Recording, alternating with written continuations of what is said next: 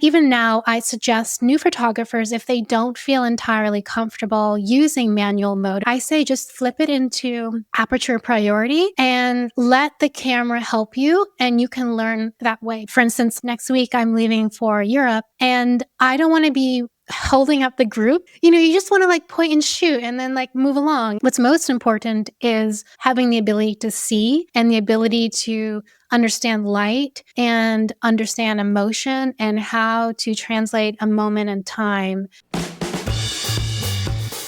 Hey, welcome to the Beginner Photography Podcast. I'm your host, Raymond Hadfield, and today we are chatting with food and lifestyle photographer Alanna O'Neil about becoming a better visual storyteller.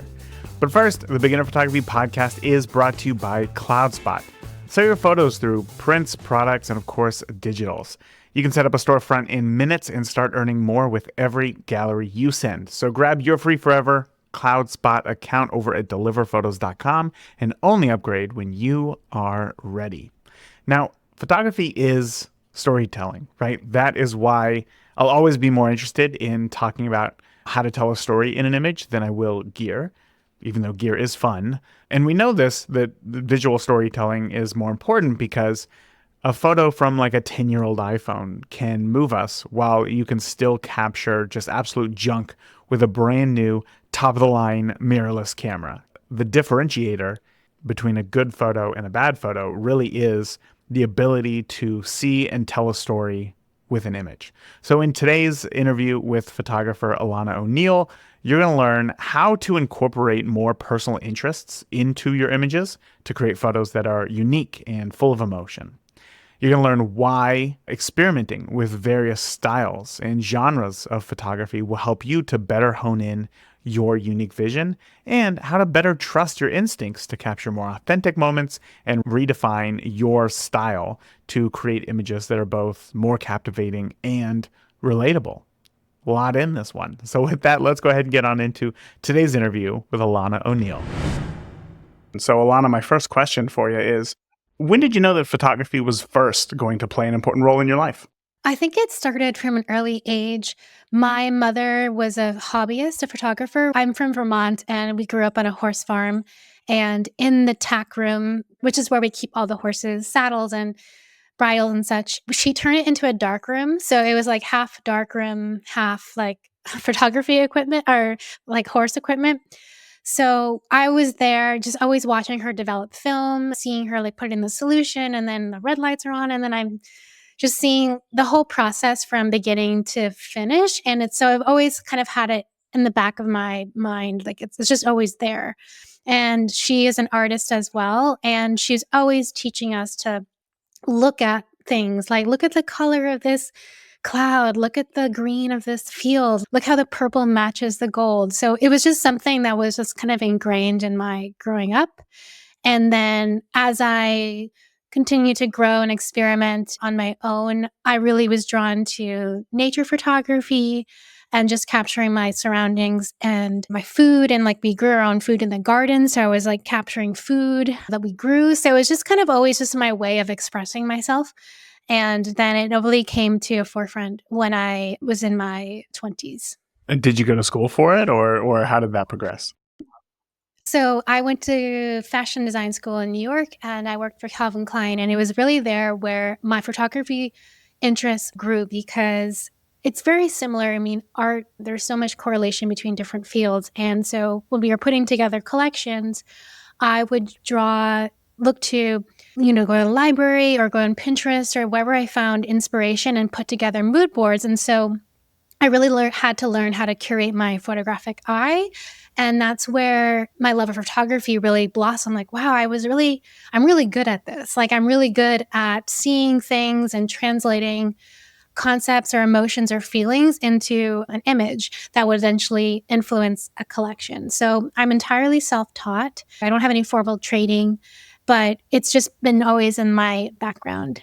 So I'm interested in that because going to school for something is kind of like a big decision, right? You have to declare a major, you got to go to school, you got to learn these things for years. At what point did photography really take the reins as far as your life goes and moving forward in that direction? Yeah. And it's I also have a degree in global studies and French. So I Oh was my like, gosh. how can I combine all of these things? Because the fashion design thing was an afterthought. It's like another second degree on top of my undergrad. So it was really when I was living in New York City that I realized this lifestyle wasn't meant for me. And the hustle and just the fast paced life where you can't think or breathe, even. I grew up on a farm where you see rolling green hills, and then you come to this concrete jungle where you don't even see the sky, maybe 10 minutes of the day or feel the sunshine. So that's where I was like, I need to leave. I need to physically leave this lifestyle because it's unhealthy for me. And that's where I was leaning on towards photography because I was like, wow, photography gives me that freedom that I can explore and pursue my own path and create the lifestyle that I want. Whereas if I was stuck, working in a corporate position for a company whose values that I don't even personally believe in, it just felt really soul sucking. And photography was kind of that outlet where I sought my out. So eventually I moved back home to Vermont and then kind of regrouped. And then I found a position here in Hawaii. So this is another step is like, you can't sometimes make these immediate jumps right away. You have to like slowly go into these decisions. So I was like, I have all this student debt. I need to somehow make use of my degrees without just completely pivoting. So I found a activewear company in Maui, and I was offered the position to do designing there. And I just kind of reached the limit because I felt like Hawaii was more the healthier lifestyle that I embodied, and it was more rooted in nature and an outdoor healthy lifestyle, which I really resonated with. So I was like, these two go hand in hand. I've got design, I've got the lifestyle that I enjoy, and now I'm going to make it work. And then slowly I kept building my photography business on the side while I was working for that company. And then it reached a point where I hit the ceiling of that position and I moved on and moved forward and started my own business. Wow, there's a lot there to dive into. My gosh, so busy. Let me ask, because I think when a lot of people listening, when they decide, maybe I don't like this job that I have, maybe it doesn't align with who it is that I am or the lifestyle that I want to live, and then they consider photography. Oftentimes, photography's, I think for a lot of listeners at least, is thought of as like, that's not a real job, Coming from that corporate world, did you ever have any feelings of that? And if so, how did you overcome those? I definitely did. I was like, how can I make money selling photos? Because especially now in this world of AI where you can create photos and it's so easy to generate images and you don't really need to have the skill set really to create an image for whatever purpose. But I still had those questions and I still kind of have those questions because the world is changing now. But I just feel like what the best encouragement I could give to someone who's in that position of not knowing whether they can make photography their lives or their work or their career is that if it truly does bring you joy and fulfillment, you have to keep following and just keep building that momentum and traction because I feel like the more you keep following your intuition and just building and just keeps growing incrementally. And there were so many times that I received no's or rejections or no one responded, or I pitched to magazines or I pitched to agencies and other brands. And I have like inboxes full of rejections and no's, but it's having that resiliency and that clear vision in your mind of knowing that this is what you want. Because if there's a will, there's a way, and it may not be the way that you expect. And it may be this like roundabout zigzag way. But if you're very clear on like what your vision is for your business or the lifestyle that you want to create and the photography you want to shoot, it's undoubtedly possible. So it's just kind of having this unwavering confidence and in your belief in your vision and your abilities and the vision for your North Star, whatever where you're going. Mm. Oh, that was beautiful. Thank you for sharing that. I want to go back a little bit to kind of your earlier days, right? Because you said the photography has kind of always been in your life. But I know that like when I was a child, obviously there weren't really any digital cameras. Like digital was brand new as I started to get into high school. So I had to learn on film. And at the time, it's like everything on film was like so manual, and there was a quite a steep learning curve. Did you Mhm. experience anything through that, or did you have a different path? Yeah, definitely. I think my mom, she gave me these like, those old point and shoot cameras. So it had all the little dials of manual aperture and shutter priority.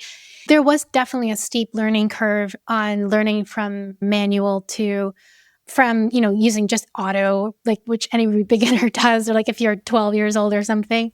Yeah. I didn't start in film other than just using my mom's camera when she would let me or, playing in the dark room. But even now, I think the part that I found that was the most when I look back at it was the most challenging was just learning the technical aspects of photography. I'm not a technical person at all. I'm not like a gear person. It's for me, it's like if you have a really amazing lens and just like a semi okay body, I think you can come away with some really fantastic images. And I think what's most important is having the ability to see and the ability to understand light and understand emotion and how to translate a moment in time or tell a story in your frame. And so right even now I suggest new photographers if they don't feel entirely comfortable using manual mode, if they're still kind of like not that they're fast enough to get the shot or they're struggling with the balance of the ISO and shutter speed and all that, I say just flip it into aperture priority and let the camera help you and you can learn that way because sometimes aperture priority or shutter priority may be the better option than using manual mode. For instance, like when I'm traveling next week, I'm leaving for Europe and I don't want to be holding up the group by like figuring out like manual mode and like, you just want to like point and shoot and then like move along. You don't want to have to stop and wait for the light to change and then fiddle with your settings. Just like flick it into aperture, like maybe 4.5 or something or 5.6, and then let the camera help you. And then you can learn through that way by seeing how you switch from that to manual and then play more on your own time. But I don't think there needs to be this pressure like, oh, you're not a professional photographer or you're not a decent photographer. You don't shoot in manual mode. Yeah, I'm the exact same way. Like, I know the importance of manual, and I know like why it's so great because I've seen it in my own work. But also, like when I, am just out with the kids, like I'm gonna shoot that in an aperture priority because I want to spend time with them. Like I'm Yeah. not trying to, Yeah. make I don't know, competition worthy images. Like I'm just trying to take some family photos, and Hmm. that definitely makes photography more fun when you do it that way. So I appreciate you sharing that. So how, when it comes to moving on in photography, right? Like when we understand the technicals, like we get it. The technicals, oftentimes, I think new photographers think like that's what learning photography is. But then once you know them, you know them. It's like the learning of photography doesn't start until after you understand how to use the camera. Hmm. So for you, like I know Hmm. that a big part of what it is that you preach is visual storytelling. And this is an area where a Hmm. lot of photographers get lost. And I think maybe it's because they're trying to do it too soon while they're still trying to figure out their camera. But tell me kind of your viewpoint on visual storytelling because it's really fascinating. And I think once you get a great understanding of it, it's easier to start progressing towards. Sure. I think visual storytelling is really at the heart of what makes a photo compelling or interesting. Because if you think about it, you could take a photo of an apple on the table, and that's just an apple on the table. But what if you cut the apple and put bread, and then you tore up crumbles of bread, and you just like you expand upon this concept? And visual storytelling is a way to draw in the viewer to really invest in the image that you're sharing. It's more than just sharing information on the screen or on your camera mode. So you're actually translating an idea or a story across to the viewer. And it's really innate in who we are as human beings because we've been doing this for hundreds of thousands of years. That storytelling is really in our bones. And I think that the more we can lean on how can we make this scene or moment more interesting or compelling or really tug at our humanness, it just draws you into the scene. It makes you want to invest and see more and be more curious about what's happening. So I think that that's easy to say, right? And I'm not trying to push you here or anything, but Mhm. like it's easy to say, like, oh, create a story out of these images. But what did that look like for Mhm. you? Like, how do we break that down? For Yeah. somebody listening who, again, they're still trying to figure out their camera settings, what does it actually look like to start building visual style and that visual storytelling ability? Sure. So if you think about it from, say, a movie or a book, so there's like a beginning, middle, and end. And then there's usually a hero, like your main subject. And that hero is going to be go from point A to point B to point C. So if you think about a story, in a book, it begins with something. So you have to set the stage. So you set the stage of, say, we're doing maybe a series of images, so maybe 5 images. You're going to set the stage of where this story is taking place. So, say we're in Italy and we are at a vineyard, a winery. So, you're going to set the stage by taking the shot of maybe the hero shot of where this is happening. So, you want to set the story in a time and place. So, where is this story happening and what time of day is it? So, you have to be really literal. Like, if you were vocally telling a story about what's happening, sometimes I have people actually literally write out the story as a piece of paper. As you can even go as far as like once upon a time, blah blah blah. Like literally write it out and then translate that into images. So once upon a time, there was a man who was picking grapes on this olive grove in a vineyard, and then he was took all the grapes and then was starting to smash it and press the olives, and then that's the character, and then you just follow the movement of what's happening. And then of course in these types of a story, whether it's a film and a movie or a book, there's always moments of tension. There's always like a little bit of conflict. So maybe it's a contrast. So maybe there's like high contrast in the images, or maybe there's questions that are unanswered in the frame. So maybe I like to think of visitor storytelling as, you don't want the subject or the frame to be so obvious. You want to leave a little room for questioning. You want the viewer to kind of question, and you don't want to give them all the information or all the answers. You want to have to like find some moments of tension, like they make them question, what is happening here? Like maybe there's a reflection. Maybe you're shooting from the barn through a window of the glass and at the man picking the olives, and you don't really know what's happening, and maybe someone's driving up on the road and you're capturing this rushing of the car, and the car's driving way fast, and you're like, what's happening? There's this kind of like question. And this can be done in so many other like simple ways. Like maybe it's even, you're at the table and your hands are all red from crushing the grapes, and then you step away and the grapes are all pressed on the table and the hands are all, red. And all you capture is just this empty room. And you're wondering like, who was there? What just happened?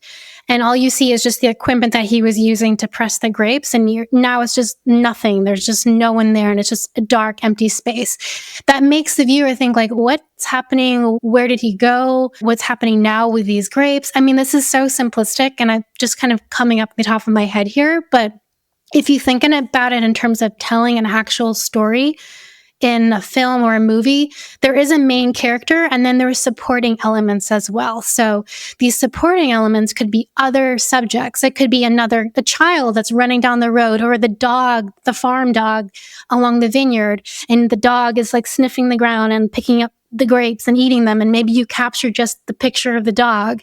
It's all creating context of this moment. And then even in food photography, you can have other supporting elements like supporting actors. Maybe the main subject is a loaf of bread, and then you have maybe the jam and then the butter and some cheese, and then you have wine and some wine spilt on the table. So it's all about creating context for this story that you're telling.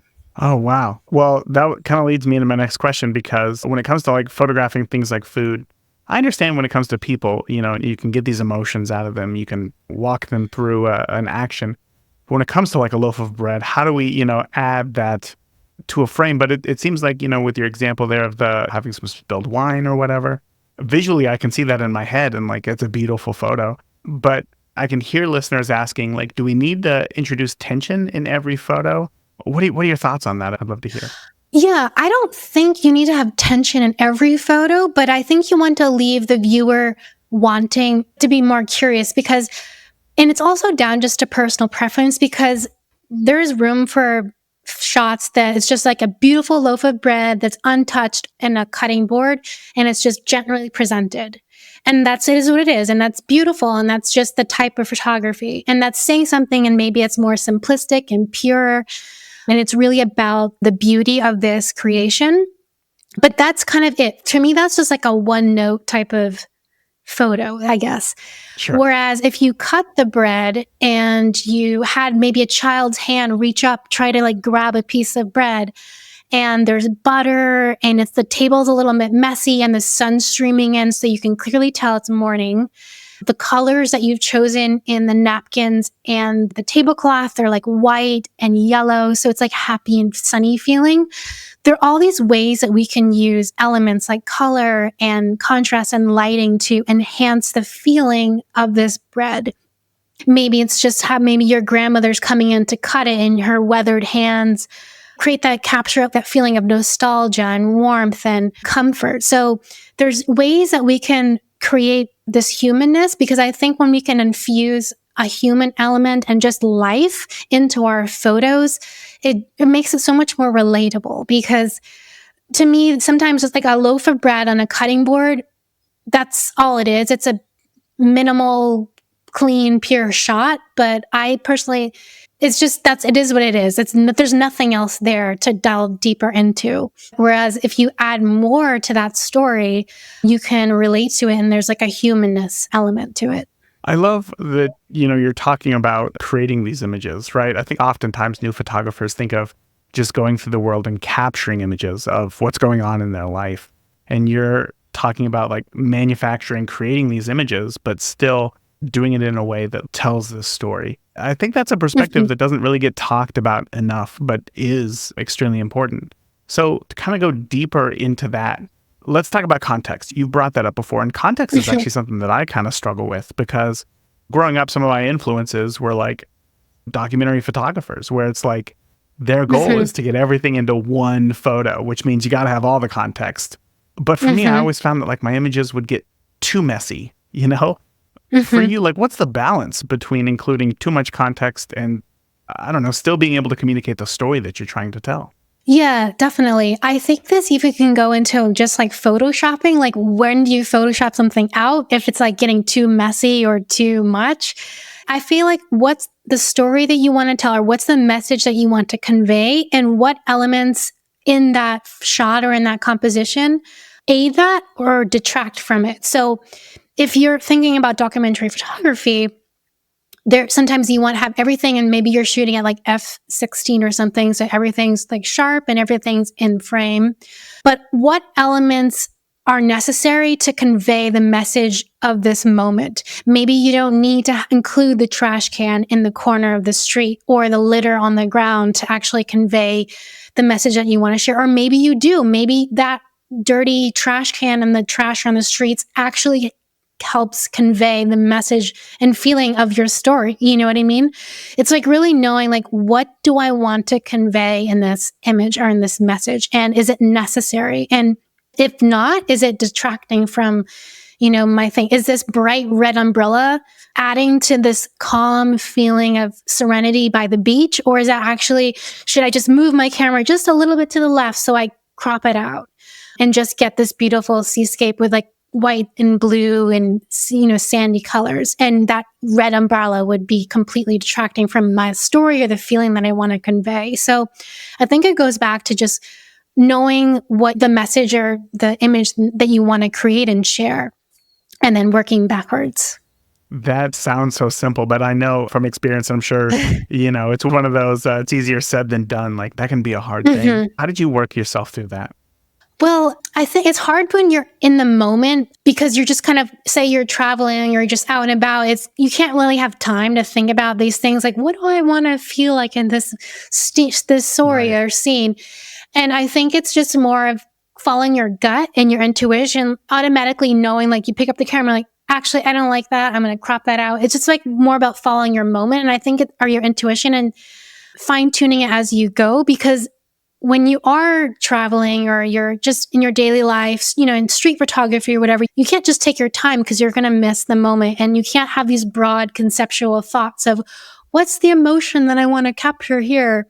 It's more of just like following the hit of the intuition of, hey, I like that scene, or I like that the way he was walking down the street. I'm going to shoot it. And I think it's just following your intuition, because I think that will help you fine tune your eye and also your style, because we don't have the grace of time where we can plan everything out to a T and, oh, I'm going to style the bread just so, or I'm going to capture it just this way.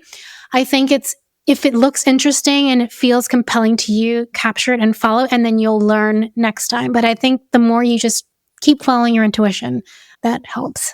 Yeah, of course. I mean, photography is such a subjective thing that Mm-hmm. there's that quote, and I've shared it a million times here on the podcast. I think it's Ansel Adams, who said that there's two people in every photo, the photographer and the viewer, right? And Mm-hmm. there leaves a lot there for the photographer to input themselves in a photo. And it all comes down to the intention, which I love. I love how you shared that Mm-hmm. there. Do you have any exercises, anything that we can do to start to recognize what is popping up to us, what is grabbing our attention, and how to photograph it in a way that is more than just simply a visual information, but it conveys more essence to it? Yeah. One helpful practical thing is to give yourself an assignment. Say, I'm going to go to this location in my town or place, or maybe it's a park or something, and you're going to create or capture anything that feels interesting to you. Because I think that when you come back from this, maybe, and you really put your focus and time into it, you'll come back with images and you'll see, like, why did I shoot this? Why did I want to capture this woman walking down the street this way? Because when you start to question why you take pictures, you can start to pull apart your actual eye and like what you find interesting in your style. Because I think when you let yourself be free and be more playful and more candid and casual in the way you shoot, you'll start to chip away at your style. Because if something feels interesting or compelling to you when you're out on this assignment, ask yourself why. Like, why am I drawn to this color? Or why the orange and blue and the pink are this way? What is it? And the more you ask yourself these questions and you look at all these images that you take over periods of time, you can see like things that you're drawn to and the way you see things, if that makes sense. It's so hard to verbalize, but when you think about what am I interested in shooting and why, it will help you understand how you can, one, find those images and like where to actually look for them. Because when you see them, they'll stand out in your mind, because you'll start to see like, oh, wow, for some reason, I always shoot from this angle, or I always tend to be shooting at this light and this time of day, or always been using this setting. What if I maybe tried something different, or maybe I experimented and shot in a different way? So I think the more open we are to experimenting and then also questioning the images that we do take or the ones that we don't like, it's not about our favorite photos. It's also the ones that we don't like. Like, why didn't this photo work? Or why didn't this scene appeal to me? Personally, I don't like wedding photography. That's not my thing. But there's something there that I can learn about wedding. Like, there's something I can learn about wedding photography to translate into my own work. So the more you try and fail and like just ask questions, like bigger questions, it helps you chip away at like who you are as a photographer, if that makes sense. It does. It does. And in fact, I know that, you shoot food. I've seen your photos of, I don't know if they're sourdough or whatever loaves of bread that were on your Instagram Mm-hmm. recently. Beautiful. And like it made me hungry. Like I wanted to eat them. But at the same time, you also have photos of these beautiful horses and these images of like sweeping landscapes, as you were saying earlier. As you go through like the different genres of photography, right? From food, Mm-hmm. nature, wildlife, I guess you could say, for Mm-hmm. animals. Mm-hmm. What do you think are the common things that string those images together for you as an artist from your perspective? How do you tie all those images together? Yeah, that's one I've struggled with, because I've felt so boxed in. Like, I'm only going to do food photography. Like, I'm only going to do flat lay food photography and work with this type of brands. And I just felt so stifled in that genre that I was like, this is not me. And I felt like I could just broaden myself. I'm interested in street photography, landscapes, animals. These are all my own personal interests. And so it's like, how can I infuse my own personal interests into my work?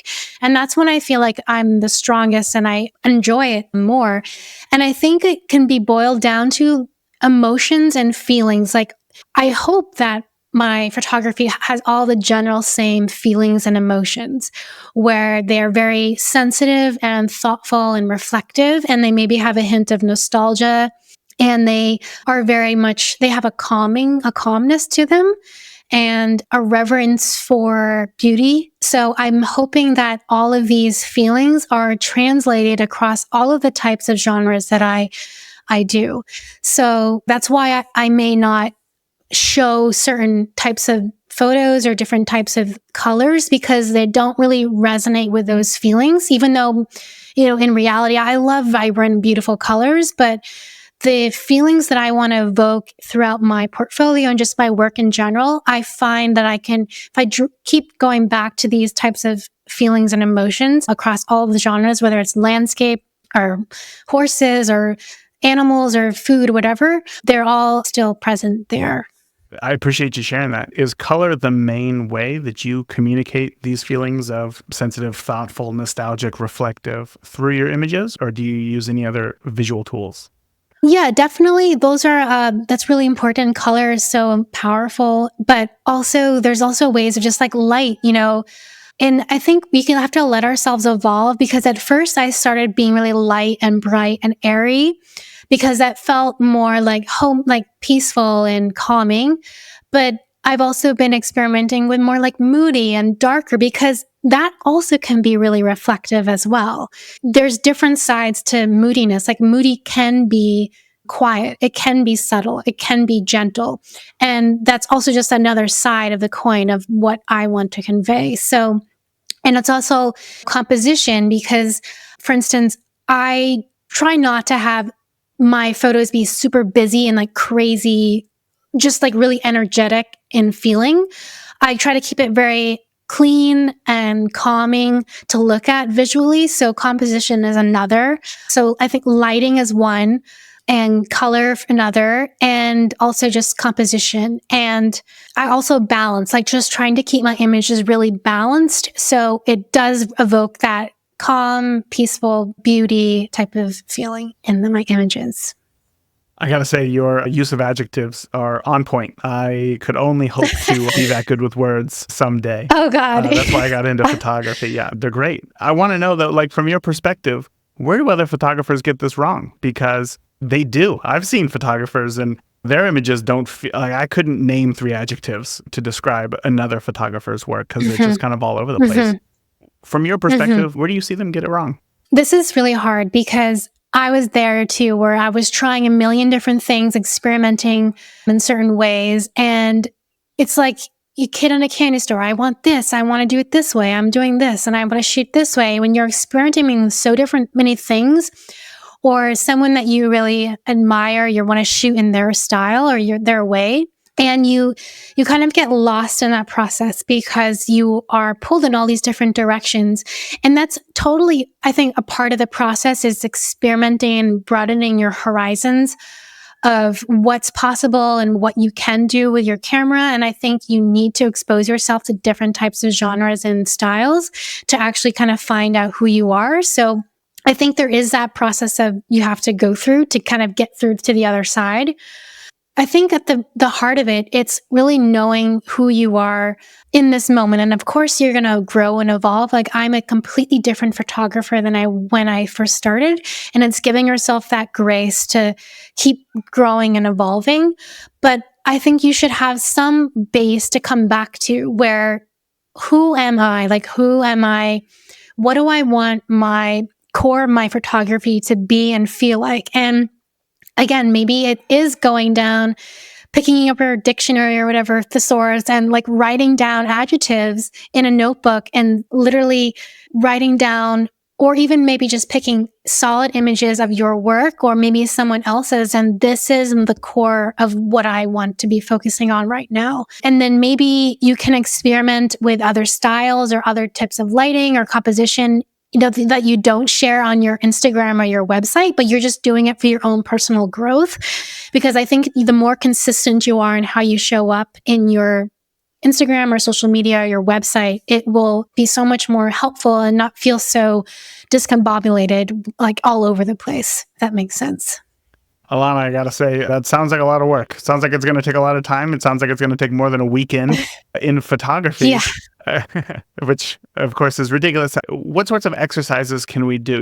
We know that we can go down and we can photograph the things that just kind of stand out to us. But let's say somebody who's listening, maybe they're at the next step, right? They know what kind of interests them. How do we go deeper? Like, is it through editing? Is it more through composition? Like, how do we go deeper into visual storytelling than simply noticing the things that we are drawn to? Sure. I think it's also coming back to, so in visual storytelling, I always come back to life, using life as a reference. So what in this moment, whatever you're looking at or shooting or feeling, how can you infuse life into it? And there doesn't even need to have a human being in there. How can you infuse this photo with life? Like that's whoever's seeing it or viewing it can feel like they are there, like that they can feel the dew on the grass. They can feel the light streaming through the trees. They can feel the sunshine on their shoulders if they were sitting on that park bench. Like, what are the ways? And that could be maybe it's how you angle your camera and you shoot the light coming down through the trees, and you can actually maybe have some lens flare. It's like little ways like that. It's like, how can you make a viewer feel like they're in this moment? It's just a very simple way of basic storytelling. It's like, how can you, through color or the way you crop or you shoot or the way you angle your scene or in the way you compose it, what would help the viewer feel like they're in this moment? Wow. I gotta say, maybe it's your use of adjectives, but you seem so sure of yourself in photography, and that is envious, So if, I guess, one, do you feel that way internally? And two, I know that we've all grown in our journey. So if you could go back and tell 9-year-old Alanna one thing about the world of photography to get you here faster, like what would it be? What advice would you give yourself? I wrote about this, I think, a few blogs ago. I was like, the one thing I would tell myself back when I was a kid was not to be afraid of trying different things and failing over and over again. Just follow my intuition and just shoot and not worry about what everyone thought about it. Like, oh, if it was a good picture or not, because there's value to be had and be taken from a terrible photo. And I'm still learning. Like, I'm not confident and solely confident in the technical aspects of photography. There's so much that I can still learn and grow from. Even, I can use natural light only. I've never shot with strobes or artificial lights. So that's a completely out of my wheelhouse. And so there's always something for me to learn and grow from. But what I would say back to my younger self is not to be shy and not to be afraid to take horrible pictures and just keep trying and experimenting and not be afraid to share them, because the thing is, you have to get through 10,000 photos to actually get to the good stuff or something. Right. I've heard you have to have these bad photos because you'll learn through them. So I would say for anyone who's starting is to just be free and not be precious with your work. Don't feel pressure and don't feel precious about it. Like, most people are on digital cameras and you can easily delete your whole memory card. You can delete photos. It's not like you're wasting money or on film. Just shoot, and just be casual and loose about it, and don't overthink it, because I think when you get too stuck in your mind of oh, I should be doing it this way or shooting this way, just practice and practice and practice and keep just shooting. And then the more you'll feel comfortable with your camera, and it's like a part of you. It's like your second companion. You're like your third eye. It's just always there. And it's just with you at all times. And you can just feel natural in your hand, and you don't have to think too hard and be precious. Like, oh, should I do this setting or should I do it this way? And again, that's where I could think you can lean on the aperture priority primarily when you're just beginning, because it will help you just learn to seek moments and understand light easier and faster. That was perfect. For those who maybe they're not doing any sort of client work, they're not doing commissioned photos or anything like that, but they're just shooting for themselves to, say, document their life. One question that I always think about is like, what do you do with your photos? Do they just live on Instagram? Do they get printed? So just for you personally, like, what do you like to do with your photos?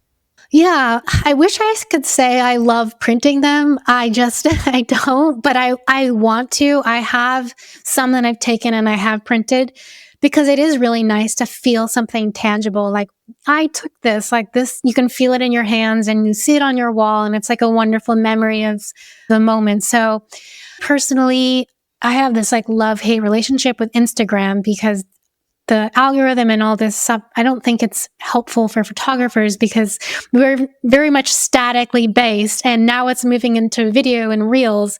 So I would say if you're just beginning, you can of course share, like document, it's like a visual documentation or a journal of your life or your moments. And I think that's totally fine.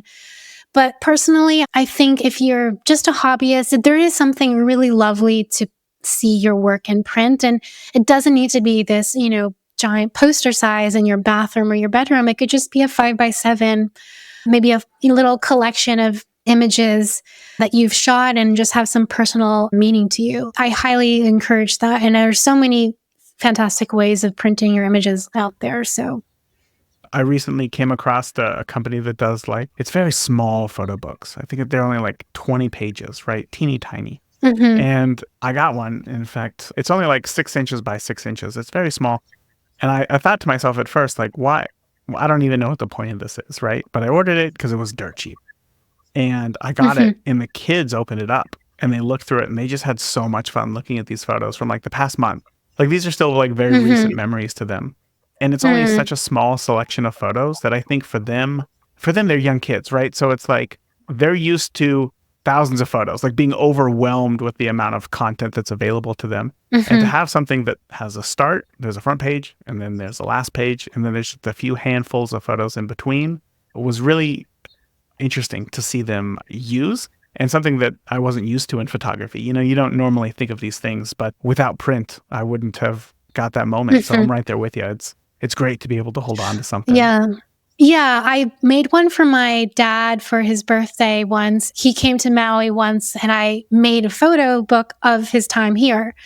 And it wasn't just family pictures. It was like the picture of the flowers out front or the ocean. And again, it goes back to this story. It's like this little book holds a story of his visit. And it's just so thoughtful and sweet that, of course you could have them on your phone, but they get lost in the scroll. And it's so nice to just like open it and like look at it and you remember. And they're really thoughtful ways of capturing in moments and memories and having them in a way you can, looks beautiful and are really thoughtful. So I totally agree with you. Yeah, it's beautiful. It is so much fun. Well, Alanna, we are at the end of our time. I know that people are thinking to themselves, I want to learn more about visual storytelling. I want to learn more about what Alanna has to share. I want to find her online. Where's the best place to do so? Sure. They can find me online on my website. It's alanna'o'neil.com or Instagram. It's at Alanna O'Neil Photo. You can find me over there.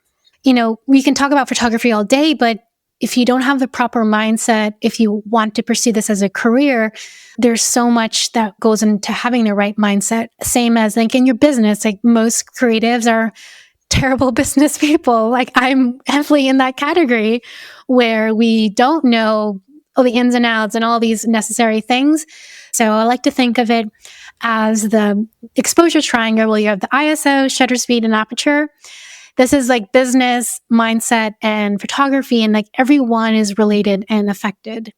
All these three bases that are very important to creating a successful photography career if that's what you want to do. So that comes out this fall. And it encompasses business, mindset, and photography. So every month there will be a new module that's released talking about one specific topic in one of those areas. Thank you for tuning into this week's episode of the Beginner Photography Podcast. If you enjoyed today's episode, please share it with a friend. Start a conversation. Grow together. That is it for this week. Remember, the more that you shoot today, the better of a photographer you will be tomorrow. Talk soon. Thank you for listening to the Beginner Photography Podcast. Keep shooting, and we'll see you next week.